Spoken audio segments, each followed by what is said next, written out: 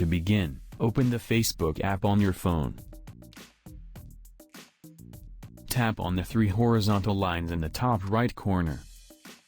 Then tap on the settings gear icon beside the search icon. Swipe up to go down. Under Audience and Visibility, select Reels. At the bottom you will see the option, Who can see your Reels? Tap the drop-down menu next to it. If Public is selected, your Reels will be visible to anyone on or off Facebook. If you select Friends, only your friends will be able to see your Reels. And if you select Friends Accept, you can hide your Reels from specific friends, so they won't be able to view your content.